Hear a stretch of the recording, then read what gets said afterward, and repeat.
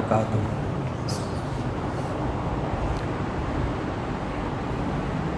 نحمدہ ونصلی علی رسولہ الکریم، اما بعد۔ اعوذ باللہ من الشیطان الرجیم، بسم اللہ الرحمن الرحیم۔ یا ایہا الذین آمنوا اطیعوا اللہ واطیعوا الرسول واولی الامر منکم، صدق اللہ العظیم۔ عزیز مصلیان کرام،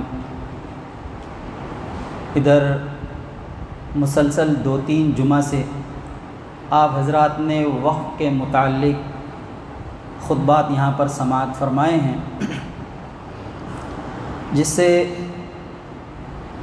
بہت کچھ واقفیت آپ حضرات کو حاصل ہو چکی ہے، اور جیسا کہ تقریباً ہم میں سے تمام حضرات اس بات سے واقف ہیں کہ جو قانون حکومت نے بنائے ہیں اس کے خلاف مسلم تنظیموں اور جماعتوں نے سپریم کورٹ میں مقدمات داخل کر رکھے ہیں، جس کی سماعت بھی 2 دن کل اور پرسوں ہوئی ہے۔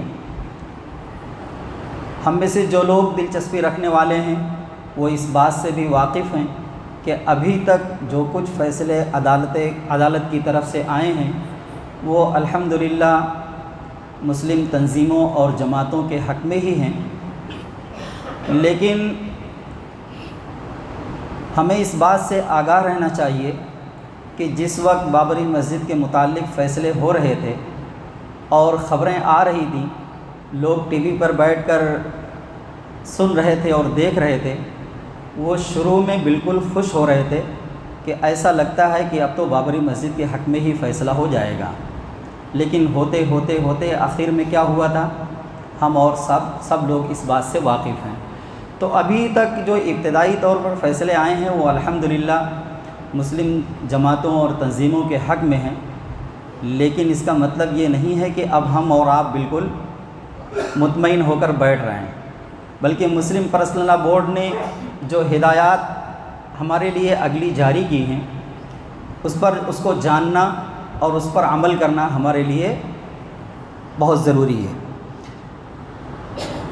مسلم پرسنل لا بورڈ کے صدر جناب حضرت مولانا خالد سیف اللہ رحمانی صاحب کا ایک خطبہ اس ضمن میں شائع ہوا ہے، اور یہ ہدایت کی گئی ہے کہ اسی خطبے کو عوام کے سامنے رکھا جائے، تو میں بعین ہی لفظ بلفظ آپ حضرات کے سامنے وہ خطبہ رکھتا ہوں، کچھ تشریحات کے ساتھ۔ تشریحات کی ضرورت اس لیے پڑ رہی ہے کہ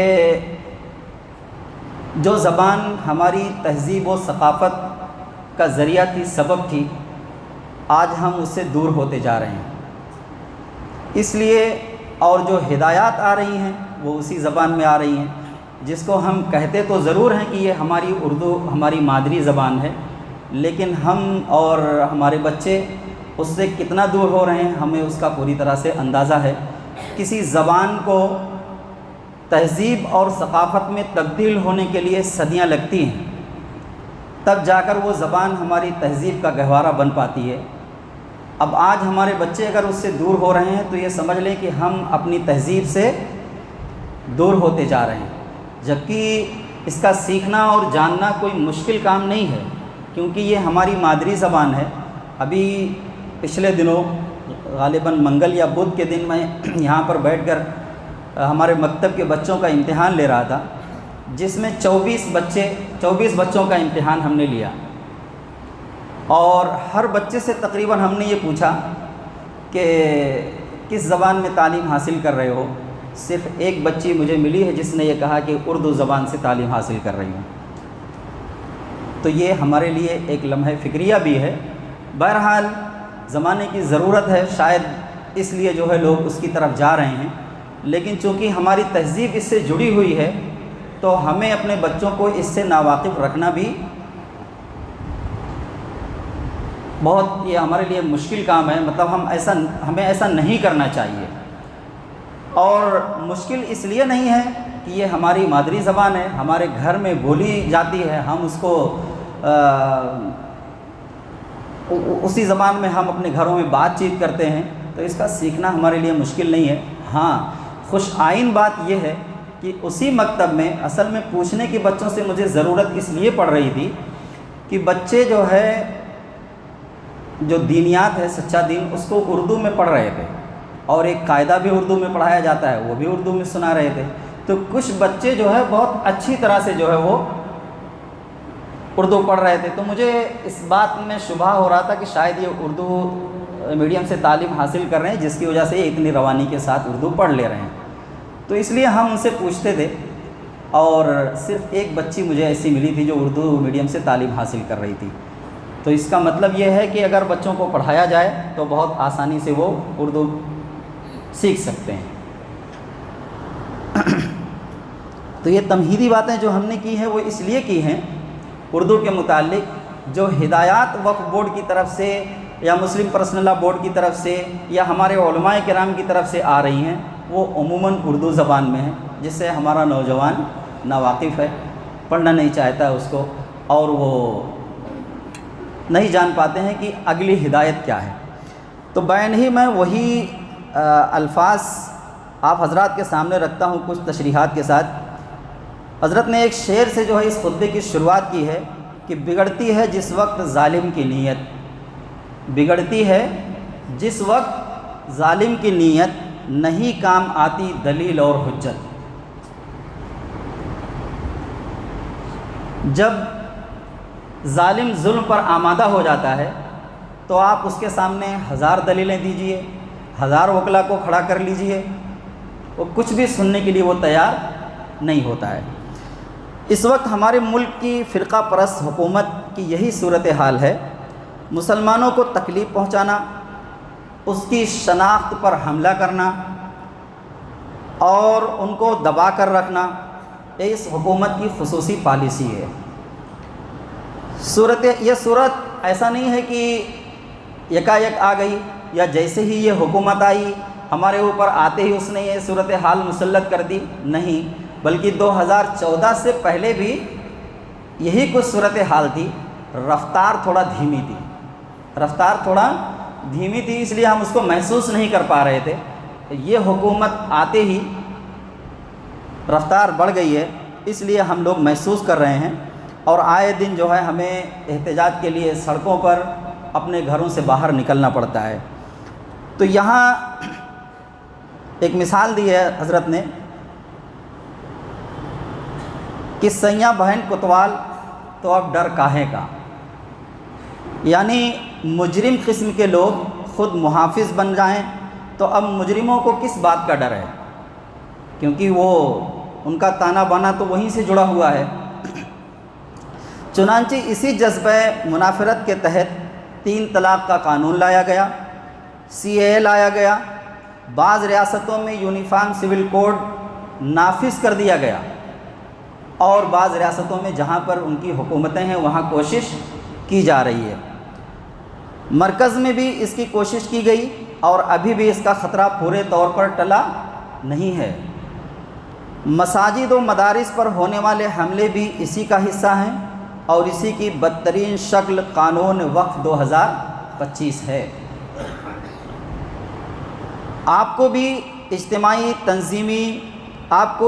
اجتماعی تنظیمی سیاسی و فلاحی و مذہبی ادارہ یا جماعت اگر آپ چلانا چاہتے ہیں تو آپ کو جگہ کی ضرورت ہوتی ہے، بلڈنگ کی ضرورت ہوتی ہے۔ اگر آپ نماز پڑھنا چاہتے ہیں تو آپ کو مسجد چاہیے، اس کے لیے زمین کی ضرورت ہے۔ اگر آپ کوئی اسکول یا مدرسہ چلانا چاہتے ہیں تو اس کے لیے ایک بلڈنگ کی ضرورت ہے۔ اگر آپ کوئی رفاہی کام دوسرا کرنا چاہتے ہیں تو اس کے لیے کچھ ایسی چیزوں کی ضرورت ہے جہاں سے کچھ آمدنی ہو سکے، وہ کرائے کے طور پر بھی ہو سکتی ہے، کچھ زرعی زمینیں بھی ہو سکتی ہیں جہاں پر کاشت وغیرہ کر کے پھر اس کے بعد اس سے لوگوں کی مدد کی جائے وغیرہ وغیرہ۔ تو اس طرح کی جو زمینیں ہیں، اسی طرح سے اگر کوئی یتیم خانہ چلانا چاہتا ہے اور اس کی ضرورت بھی ہے معاشرے اور سماج میں کہ کوئی ایک ادارہ ایسا ہو جو یتیم بچے اور بچیوں کی پرورش کر سکے، تو اس کے لیے بھی ایک جگہ کی، ایک مکان کی، ایک بلڈنگ کی ضرورت ہے۔ اسی طرح سے قبرستان کی ضرورت ہے، مر جائیں گے تو کہاں دفن کیے جائیں گے؟ جیسے ہی یہ قانون پارلیمنٹ میں بنا اور پاس ہوا، ایک ویڈیو آئی کہ وہ اپنی میت کو لے کر 3 دن سے قبرستان کے پاس بیٹھے ہوئے ہیں اور ان کو دفن کرنے نہیں دیا جا رہا ہے۔ ایسی نہ جانے کتنی قبرستانیں چلی جائیں گی ہمارے ہاتھ سے اگر ہم نے کہیں بھی کوتاہی اور سستی برتی۔ یہ ایک کتنا بڑا مسئلہ ہے کہ ایک ہمارا عزیز ہم سے رخصت ہو گیا اور وہ غم، وہ زخم تو ابھی ہمارے دل پر لگا ہی ہے، ہم اس غم سے باہر بھی نہیں نکل پا رہے ہیں۔ دوسرا غم ہم پر یہ مسلط کیا جا رہا ہے، ہم اس کو کہاں لے جا کر دفن کریں۔ کسی بھی ذمہ دار کے لیے یا کسی بھی گھر کے جو افراد ہیں ان کے لیے کتنا بڑا مسئلہ ہے۔ ابھی اگر کوئی شخص جو ہے کسی کے لیے، ابھی ہمارے یہاں بھی شہروں میں عموماً ایسا ہوتا ہے، قبرستانیں تقسیم ہیں، کسی وجہ سے اگر قبرستان کے جو ذمہ دار ہیں، ٹرسٹیان ہیں، اگر ان کی طرف سے اجازت نہیں مل پا رہی ہے دفن کرنے کے لیے، تو اس کے لیے کتنا بڑا مسئلہ کھڑا ہو جاتا ہے۔ اور 3 دن میت کو لے کر جو ہے بیٹھے رہنا، ذرا تصور میں لائیں، صرف اپنے اوپر لے کر سوچیں، تب جا کر اندازہ ہوگا کہ یہ کتنا بڑا اور کتنی دکھ دینے والی بات ہے یہ، اگر ہمارے ساتھ ایسی صورتحال پیش آ جاتی ہے۔ تو بہرحال کام کسی بھی طرح کا ہو، ضرورت ان ساری چیزوں کی ہے۔ RSS میں چونکہ ہندو انتہا پسند اسکالر کی بڑی تعداد موجود ہے، اسی لیے ان لوگوں نے بہت سوچ سمجھ کر یہ قانون بنایا ہے اور نفرت کے سوداگروں نے اسے پارلیمنٹ سے پاس بھی کرا لیا ہے۔ سوال یہ ہے کہ اس قانون کے پاس ہو جانے کے پس منظر میں مسلمانوں کو کیا کرنا چاہیے۔ اسی سلسلہ میں چند نکات پیش کیے جاتے ہیں۔ پہلی بات یہ ہے کہ آل انڈیا مسلم پرسنل لا بورڈ تمام ملی تنظیموں اور مختلف مسالک کی نمائندہ شخصیتوں کے ساتھ مل کر اس قانون کو ختم کرانے کی جدوجہد کر رہا ہے۔ پہلے تو اس نے اس قانون کو روکنے کی کوشش کرتے ہوئے JPC کو کروڑوں کی تعداد میں ای میل بھیجے، ہم نے بھی یہاں پہ اسکین کی اور لوگوں نے بڑھ چڑھ کر اس میں بھی حصہ لیا۔ JPC کی میٹنگوں میں ہر جگہ سے باشعور مسلمانوں کی نمائندگی کروائی۔ اپوزیشن لیڈروں اور پارٹیوں نے عوامی اسٹیج پر اور پارلیمنٹ میں کھل کر اس کے خلاف آواز بلند کی۔ انسانی حقوق کی تنظیموں کے نمائندوں کو ساتھ لیا، مگر دیگر اقلیتوں سے گفتگو کی، ان کو حکومت کے خطرناک عزائم سے آگاہ کیا اور ان کی حمایت حاصل کی۔ غیر مسلم نمایاں سیاسی و سماجی شخصیتوں کے ساتھ میٹنگیں کی، پریس کانفرنسیں کی۔ بورڈ نے براہ راست اپنے زیر انتظام یا بورڈ میں شامل دیگر تنظیموں کے زیر انتظام دہلی، ممبئی، بنگلور، پٹنہ، وجے واڑہ، کلکتہ، رانچی اور مختلف شہروں میں بڑے بڑے اجتماعات کیے۔ ہم لوگ اکثر جو ہے اپنے جو ہمارے نمائندے ہیں، جو ہمارے قائد ہیں، ان پر تنقیدیں کرتے رہتے ہیں، لیکن یہ لوگ باوجود اپنی پیرانہ سالی اور بڑھاپے کے، اپنی بیماریوں کے، یہ لوگ ہم سے زیادہ محنت کرتے ہیں، ہم سے زیادہ تکلیفیں اٹھاتے ہیں، سفر پر سفر۔ ہم تو اگر یہاں سے بمبئی جاتے ہیں 40 کلومیٹر کا سفر کر کے واپس آتے ہیں، تو اب اگر گھر کے افراد کچھ کام کرنے کے لیے کوئی ذمہ داری دیتے ہیں تو ہم کرنے کے لیے تیار نہیں ہوتے ہیں کہ ابھی بمبئی سے آیا ہوں اور ابھی آتے ہی فوراً یہ کام جو ہے پھر ہم سے کہا جا رہا ہے۔ ہماری یہ صورتحال ہے، لیکن یقین مانیں کہ یہ ہمارے جو قائدین ہیں، یہ ان کا سونا اور جاگنا بھی سفر میں ہی ہو رہا ہے، یہ اپنی بنیادی ضرورتیں بھی سفر میں ہی پوری کر رہے ہیں۔ یہاں سے دہلی تک جانا، پھر دہلی سے ممبئی آنا، وہاں کی میٹنگوں کو اٹینڈ کرنا، پھر یہاں آ کر جو ہے جو بھی جلسے وغیرہ ہیں اس میں شرکت کرنا اور لوگوں کے سامنے باتوں کو رکھنا، یہ کوئی معمولی کام نہیں ہے۔ تو ہم ان پر اعتماد کریں، بھروسہ کریں ان کی صحت کے لیے، اور جو بھی رکاوٹیں آ رہی ہیں اس کے لیے ہم اپنے رب کے حضور ہمیشہ ان کے لیے دعا گو رہیں اور ان پر بھروسہ رکھیں۔ کلکتہ، رانچی اور مختلف شہروں میں بڑے بڑے اجتماعات کیے، جس میں تمام مسلم تنظیموں کے نمائندوں کے ساتھ ساتھ سیاسی لیڈروں کو بھی دعوت دی، اور مسلم مسائل کو نظر انداز کرنے والا بکا ہوا میڈیا بھی مثبت یا منفی انداز میں اس موضوع کو سامنے لانے پر مجبور ہوا۔ اتنی محنت کی ان لوگوں نے۔ جمعہ کے بیانات کے ذریعے مسلمانوں کے گھر گھر یہ پیغام پہنچایا، چونکہ حکومت فریب دے رہی ہے اور کہہ رہی ہے کہ یہ بل مسلم خواتین کے لیے اور مسلمانوں کے فائدے کے لیے لا رہی ہے، مسلمانوں کے فائدے کے لیے لا رہی ہے۔ اس لیے خواتین نے بھی پوری قوت کے ساتھ اس احتجاج میں حصہ لیا۔ دہلی، پٹنہ، وجے واڑہ میں کافی طاقتور طریقے پر دھرنے دیے گئے۔ ان کوششوں کی وجہ سے پورے ملک میں یہ مسئلہ مسلمانوں اور منصف مزاج شہریوں کی سوچ کا ایک اہم ترین حصہ بن گیا۔ یعنی لوگوں نے جان لیا، لوگوں کے کانوں تک یہ بات پہنچ گئی، لوگ پوچھنے اور جاننے پر مجبور ہو گئے کہ یہ وقف ہے کیا۔ اتنی محنت کی، ورنہ ہمارے نوجوان تو واقف ہی نہیں تھے اس بات سے، جانتے ہی نہیں تھے کہ اس طرح کی بھی کوئی خدمت کی صورت ہمارے اس ملک میں موجود ہے۔ بہت سارے لوگ پوچھتے، بہت سارے نوجوان پوچھتے نظر آئے کہ یہ وقف کیا ہے۔ تو یہ انہی ہمارے قائدین کی محنت کا نتیجہ تھا۔ الحمدللہ بورڈ پوری قوت کے ساتھ ایک مہم کے طور پر اس کام کو انجام دے رہا ہے اور حکومت سے مطالبہ کر رہا ہے کہ وہ اس قانون کو ہر قیمت پر واپس لے۔ اس کے لیے وہ سپریم کورٹ میں بھی گیا۔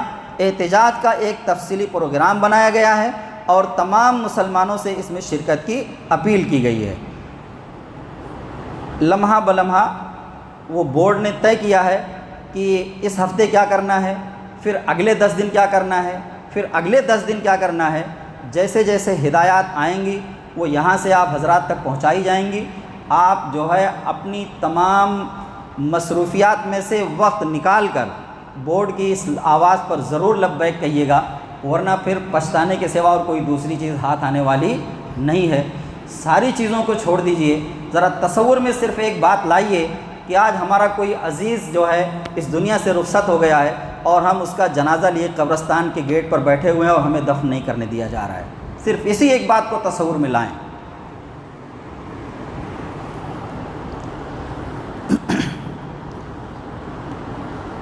انشاءاللہ عنقریب پورے ملک میں بڑے بڑے احتجاجی جلسے ہوں گے۔ مقامی حالات کو دیکھتے ہوئے دھرنے دیے جائیں گے۔ پرنٹ، الیکٹرانک اور سوشل میڈیا کے ذریعے مسئلہ کی اہمیت کو اجاگر کیا جائے گا۔ خواتین کے بھی بڑے احتجاجی پروگرام رکھے جائیں گے۔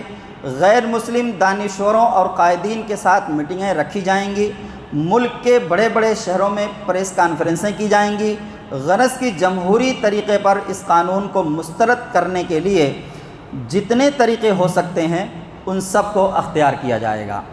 یہ بات بھی ذہن نشین رہے کہ اس مرحلے میں بہت سے لوگ مسلمانوں کو بھٹکانے کی پوری کوشش کریں گے اور کر رہے ہیں، اور کہیں کہیں سے اس کے نتائج بھی سامنے آ رہے ہیں۔ ابھی ایک ویڈیو وائرل ہو رہی ہے جس میں بوہری فرقے کے لوگ وزیر اعظم کے ساتھ ایک وفد ان کا گیا ہے اور انہوں نے ملاقات کی ہے، اور وہاں پر بیٹھ کر انہوں نے ان کی تعریفوں کے پل باندھ رکھے ہیں۔ ایک صاحب کھڑے ہو کر انہوں نے کہا کہ ہم نے جو ہے بھنڈی بازار میں ایک زمین خریدی اور 3 سال کے بعد ایک بندہ آتا ہے اور کہتا ہے کہ یہ جو ہے وقف کی پراپرٹی ہے، وہ زمین بہت مہنگی تھی، ایسی تھی ویسی تھی، اور جو ہے وہ اگر آپ یہ قانون لاتے ہیں تو اس طرح کی صورتحال پیدا نہیں ہو پائے گی۔ ایک وفد ہے ان کا، اور وزیر اعظم صاحب بھی بیٹھے مسکرا رہے ہیں کیونکہ ان کی تو تعریف ہو رہی ہے۔ تو بہرحال یہ سب ہونے کے باوجود ہم ہی میں سے کچھ ایسے لوگ نکل کر جائیں گے، یا تو وہ ان کا اپنا کوئی ذاتی مفاد ہوگا، یا تو اس صورتحال کو وہ صحیح طرح سے سمجھ نہیں پا رہے ہوں گے۔ وجہ جو کچھ بھی ہو، بہرحال وہ جو ہے ان کے اعلی کار بنے ہوئے ہیں۔ تو ہمیں اپنے قائدین پر بھروسہ کرنا ہے۔ بعض چیزیں ایسی ہوتی ہیں کہ جو ہماری سمجھ میں نہیں آتی ہیں، تو اس میں ہمیں جو ہے ہمارے اپنے قائدین پر بھروسہ کرتے ہوئے ان کے ساتھ کندھے سے کندھا ملا کر کھڑے ہو جانا ہے۔ یہ بات ذہن نشین رہے کہ اس مرحلے میں بہت سے لوگ مسلمانوں کو بھٹکانے کی کوشش کریں گے، حکومت کا اعلی کار بن کر تفرقہ ڈالنے کی صحیح کریں گے، مذہبی تنظیموں اور قیادتوں کو بے وزن کرنے کی کوشش کریں گے، ان کے بارے میں بدگمانی پھیلائیں گے، اور یہ سب کچھ ملک اور ملت کے لیے غیرت کے نام پر کیا جائے گا۔ تو ایسے فتنہ پردازوں سے خوب بچنے کی کوشش کرنی چاہیے۔ جو بچے کھچے اوقاف ہیں ان کی حفاظت کی بھرپور کوشش کی جائے۔ اسی کوشش کا ایک حصہ یہ ہے کہ جو موقوفہ اراضی کھلی ہوئی حالت میں ہوں جلد از جلد ان کی احاطہ بندی کی جائے، تاکہ حریصانہ نظر رکھنے والے، یعنی جن کی نظر میں لالچ ہے، ایسی نظر رکھنے والے ان زمینوں پر ہاتھ ڈالنے کی ہمت نہ کریں۔ خاص کر مسلم سماج میں کھلے قبرستان، عیدگاہیں، بہت سی جگہ احاطہ کے بغیر مساجد سے باہر کھلے ہوئے صحن، بعض جگہ مدارس اور مساجد کے مصالح کے لیے باغات اور زرعی زمینیں وقف کی گئی ہیں، ان کی بھی عام طور پر احاطہ بندی نہیں کی گئی ہے۔ بڑی بڑی کئی ایکڑ زمینیں جو ہے اسے ہی کھلی پڑی ہوئی ہیں، پوچھا جائے تو پتہ چلتا ہے یہ وقف کی زمین ہے، لیکن کہیں بھی کسی طرح کی کوئی گھیرا بندی وغیرہ نہیں ہے، اور لوگ جو ہے ناجائز اس سے فائدہ اٹھا رہے ہیں، قبضے کر رہے ہیں۔ بعض زمینیں ہماری نااہلی کی وجہ سے، ہماری بے توجہی کی وجہ سے وہ ہمارے ہاتھ سے نکلتی چلی جا رہی ہیں۔ ظاہر سی بات ہے ان کی گھیرا بندی کے لیے، ان کے ارد گرد دیواروں کو کھڑی کرنے کے لیے ایک بڑی رقم درکار ہوگی۔ تو اگر کبھی ہمارے سامنے ایسی صورتحال پیش آئے اور جماعت اور تنظیم کے لوگ ہمارے پاس آئیں تو ہم ان کا مالی تعاون بھی دل کھول کر کریں، تاکہ ایسی زمینوں کی حفاظت ہو سکے۔ بعض جگہ مسجدیں ویران ہیں، خاص کر ایسی مسجدیں جو قدیم زمانے میں بادشاہوں اور نوابوں نے تعمیر کی تھیں اور اب اس کے گرد و پیش کی مسلم آبادی ختم ہو چکی ہے۔ یہ نظارہ اگر آپ دیکھنا چاہتے ہیں تو دلی کے آس پاس علاقوں میں چلے جائیں، بے شمار مسجدیں ایسی نظر آئیں گی جو دیکھنے میں بہت ہی خوبصورت اور کافی لمبی چوڑی، ارد گرد کافی زمینیں مسجدوں کی، لیکن وہ مسجدیں سب کی سب ویران پڑی ہیں، نہ وہاں اذان ہوتی ہے نہ نمازیں ہوتی ہیں، بلکہ بعض مسجدیں تو ایسی ہیں جو جہاں پر ہر قسم کے گناہ وہاں پر ہوتے ہیں، ہر قسم کے گناہ ہوتے ہیں، شرابیوں کے اڈے بن گئی ہیں وہ مسجدیں، اور ایسے علاقوں میں ہیں کہ وہ بہت قیمتی بھی ہیں، لیکن مسلم آبادی نہ رہنے کی وجہ سے، مسلمانوں کی توجہ نہ دینے کی وجہ سے وہ مسجدیں بھی اور وہ زمینیں بھی ہمارے ہاتھ سے نکلتی چلی جا رہی ہیں۔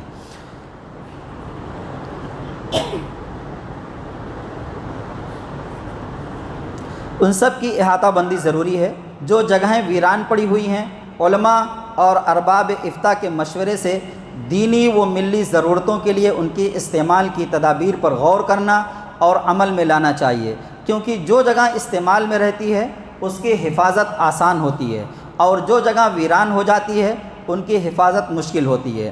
یہ حفاظتی انتظام بہت اجر کا کام ہے۔ نمبر 3، جو زمین کسی شخص یا سماج کی ملکیت کے طور پر رجسٹرڈ نہ ہو، حکومت اس کو اپنے قبضے میں لے لیتی ہے اور پھر من چاہا استعمال کرتی ہے۔ اس لیے ضرورت ہے کہ پہلے کے اوقاف کو بھی اور اب جو اوقاف قائم کیے جائیں ان کا بھی جلد سے جلد رجسٹریشن کرا لیا جائے، تاکہ دستاویزی طور پر ملکیت کا ثبوت فراہم ہو جائے۔ اس کے لیے قانون دانوں سے مشورہ کیا جائے۔ پیسے خرچ کرنے کی ضرورت ہو تو اجتماعی کوششوں کے ذریعے اس کا انتظام کیا جائے اور ہر قیمت پر اس کام کو کرنے کی کوشش کی جائے، ورنہ مستقبل میں ہم بہت سی اوقافی جائیدادوں سے محروم ہو جائیں گے۔ چوتھی بات، اول تو وقف بورڈ میں سے پہلے سے بعض خدا ترس، بعض خدا نہ ترس، یعنی جن کو خدا کا ڈر نہیں ہے، خدا کا خوف نہیں ہے، ایسے لوگ بیٹھے ہوئے ہیں۔ ان کی ناجائز حرکات اور حرام خوری کے واقعات شب و روز سامنے آتے رہتے ہیں۔ وہ رشوت لے کر اور حکومت کے دباؤ کے آگے جھک کر قصداً وقف کے مقدمات ہارتے ہیں اور چند روپیوں کے لیے ملت کی قیمتی املاک غاصبین کے حوالے کر دیتے ہیں۔ حد تو یہ ہے کہ فریق مخالف کے اشارہ پر کاغذات بھی غائب کر دیتے ہیں تاکہ ثبوت ہی پیش نہ ہو سکے اور مخالفین کا ناجائز قبضہ ہو جائے۔ لیکن اب یہ جو وقف قانون آیا ہے یہ ایسی بدعنوانی کے لیے قانون کے دائرے میں ارتکاب کا راستہ فراہم کرتا ہے۔ جو یہ قانون لایا گیا ہے، قانون کے دائرے میں رکھتے ہوئے ان زمینوں کو ہڑپ کر لیا جائے گا۔ اس لیے ضرورت محسوس ہوتی ہے کہ مدرسوں، مسجدوں، فلاحی و رفاہی اداروں، یتیم خانوں، قبرستان کی کمیٹیوں کا ٹرسٹ بنا دیا جائے۔ بظاہر ٹرسٹ کی شکل میں زیادہ حفاظت ہو سکتی ہے، اور ٹرسٹ کے قانون میں کافی گنجائش ہے کہ مصلحت کے اعتبار سے اختیارات اور ذمہ داریاں تقسیم کی جائیں، مصارف متعین کیے جائیں، اور چونکہ اس میں عوامی کمیٹی ہوگی، سالانہ آڈٹ پیش کی جائے گی، اس لیے خرد برد کا اندیشہ بھی کم محسوس ہوگا۔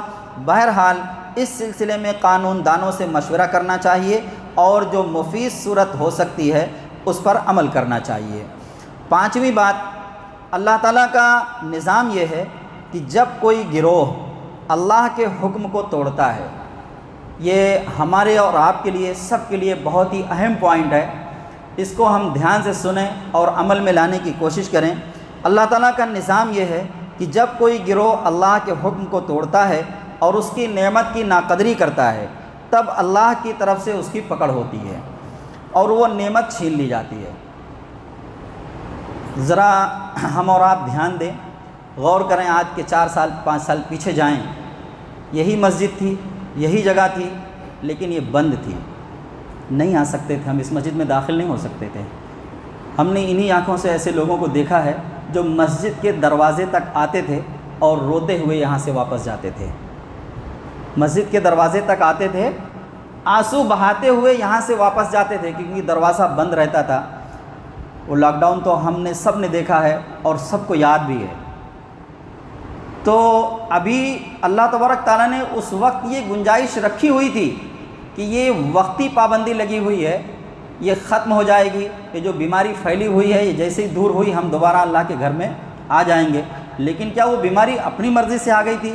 کیا وہ صورتحال اپنی مرضی سے پیدا ہو گئی تھی؟ اللہ تبارک تعالیٰ نے فرمایا کہ اللہ کے اذن کے بغیر کوئی مصیبت ان تک نہیں پہنچتی ہے۔ مصیبت چھوٹی ہو یا بڑی ہو، حالات چھوٹے ہوں یا بڑے ہوں، یہ اللہ کے اذن سے ہی آتے ہیں۔ تو وہ جو وقت تھا وہ اپنی مرضی سے نہیں آ گیا تھا، وہ اللہ کے اذن سے آیا تھا۔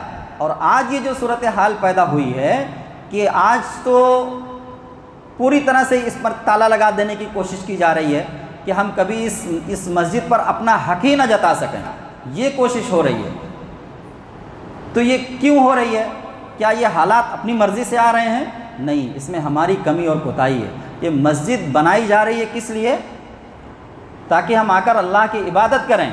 آج تو یہ مسجد بھری ہوئی ہے، ابھی عصر میں تو اس طرح سے لوگ نہیں نظر آئیں گے، کہاں چلے جاتے؟ کیا عصر کی نماز فرض نہیں ہے؟ کیا مغرب کی نماز فرض نہیں ہے؟ تو جب مسجد رہتے ہوئے اس کو ہم اللہ کی نعمت سمجھیں، ان لوگوں سے پوچھیں ذرا جو یہاں سے روتے ہوئے واپس گئے ہیں 4 سال پہلے، کیا صورتحال ہوگی؟ تو اس کو ہم ایک نعمت سمجھتے ہوئے اس کی قدر کریں جو اللہ نے آج ہمیں مہلت دے رکھی ہے، ورنہ کل اگر یہ نعمت کی ناقدری کی وجہ سے یہ ہم سے چھین لی جائے گی، تب ہمیں احساس ہوگا اور محسوس ہوگا کہ ہم کتنی بڑی غلطی ہم نے کی تھی، لیکن تب پچھتانے سے کوئی فائدہ نہیں ہوگا۔ اللہ تعالیٰ کا نظام یہ ہے کہ جب کوئی گروہ اللہ کے حکم کو توڑتا ہے اور اس کی نعمت کی ناقدری کرتا ہے، تب اللہ تعالیٰ کی طرف سے اس کی پکڑ ہوتی ہے اور وہ نعمت چھین لی جاتی ہے۔ اوقاف کا مسئلہ بھی ایسے ہی ہے۔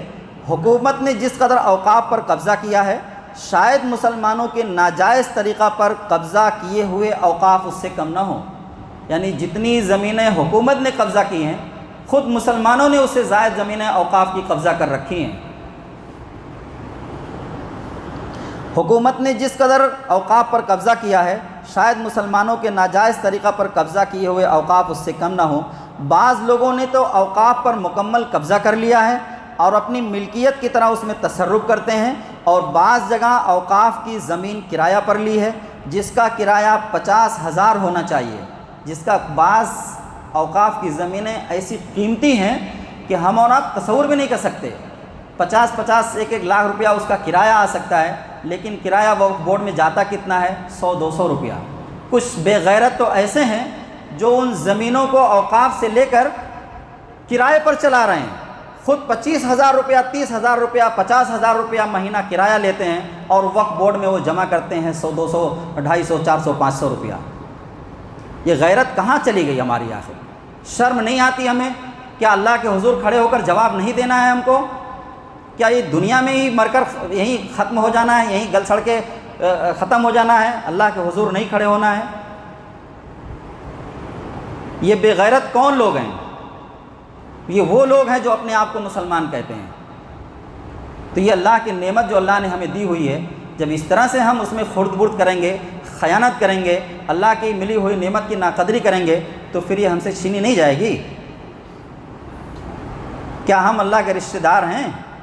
اور دوسرے بندے بھی تو ہیں سب، جو بس فرق یہ ہے کہ ہم زبان سے صرف اقرار کرتے ہیں اللہ کے ایک ہونے کا اور اس کو اپنا معبود سمجھتے ہیں، لیکن عملی طور پر جب بات سامنے لائی جائے اور اس کا جائزہ لیا جائے تو دور دور تک کہیں ہم جو ہے اس کے وفادار نظر نہیں آتے ہیں۔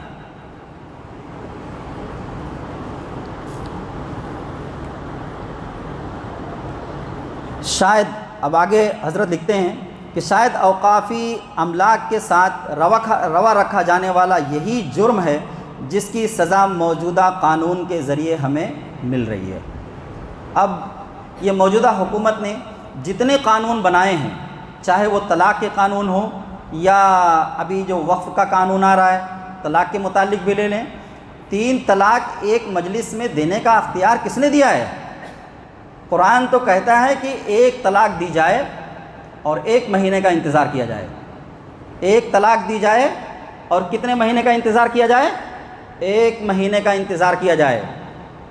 1 مہینے کے اندر اگر رجوع کر سکتے ہیں تو اختیار ہے، بالکل رجوع کر لیں، ورنہ پھر جب دوسرا حیض آئے تو پھر دوسری طلاق دی جائے۔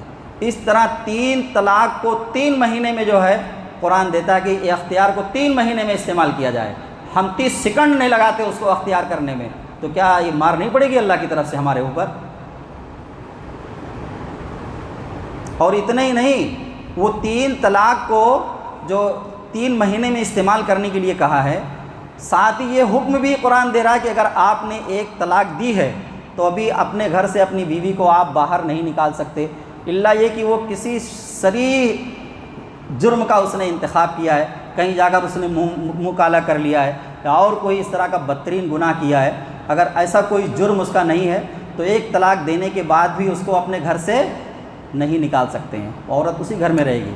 گھر میں اسی لیے رکھا جا رہا ہے کہ ایک دوسرے کے پاس سامنے رہیں گے، آنا جانا رہے گا، اور عورت کو یہ حکم دیا جا رہا ہے کہ اس دوران وہ بناؤ سگار کر کے رہے تاکہ مرد کا دل اس کی طرف مائل ہو سکے۔